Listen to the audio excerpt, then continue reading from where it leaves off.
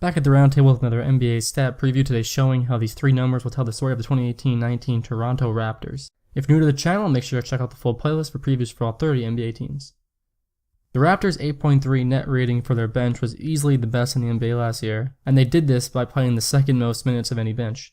An 8.3 net rating would have finished 4th among starting lineups. Of course, their second team playing against other second teams, this is not exactly practical, but it does show just how good this second group was last year. Their three best two-man lineups consisted of bench players, and all three included Sixth Man of the Year finalist Fred VanVleet.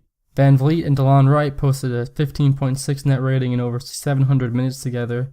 VanVleet and Jakob Poeltl, who's now in San Antonio, posted a net rating of 15.5 when sharing the floor for 1,000 minutes, and VanVleet and Pascal Siakam were plus 15.4 in over 1,000 minutes. In addition to VanVleet, Wright, and Siakam, other bench players from last year, Norm Powell and CJ Miles, return, and Greg Monroe signed this offseason to replace Poeltl. The Raptors bench should once again be one of this team's best weapons, as they look to be one of the NBA's deepest teams again this year.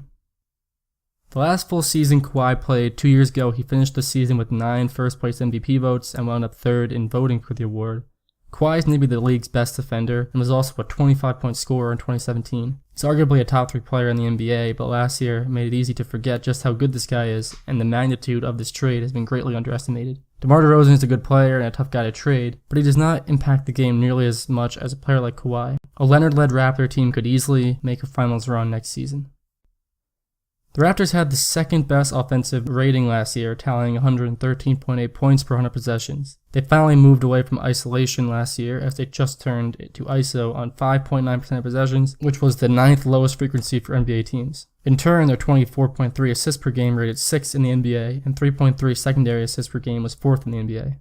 Their offense turned to drives and catch and shoot to generate points. Their 52 drives per game was the second highest average in the NBA, and 25 points per game off drives set the pace for NBA teams. They scored 30.8 points off catch and shoot opportunities, which finished 6th in the NBA. They were also effective in transition, averaging 1.13 points per possession, which was 8th in the league. Losing DeRozan will be tough, but having Leonard around this year will certainly help. Kawhi fits in well as a catch and shoot player. He shot 45.6% on catch and shoot opportunities. Meanwhile, DeRozan shot just 37.6% on catch and shoot. On pull-ups, Kawhi shot better as well, shooting 43.2% to DeRozan's 40%. However, DeRozan's drive were much more effective. He shot 49.6% on 16.3 drives a game. Kawhi's 11.3 drives per game resulted in just a 45% shooting percentage. DeRozan was more useful in transition as well, as his 1.26 points per transition possession finished in the 80th percentile. Kawhi scored just over a point per possession in transition, and that finished just in the 40th percentile. The Raptors need to adapt their offense a bit to adjust for Kawhi, but he should fit in fairly well with what the Raptors want to do offensively.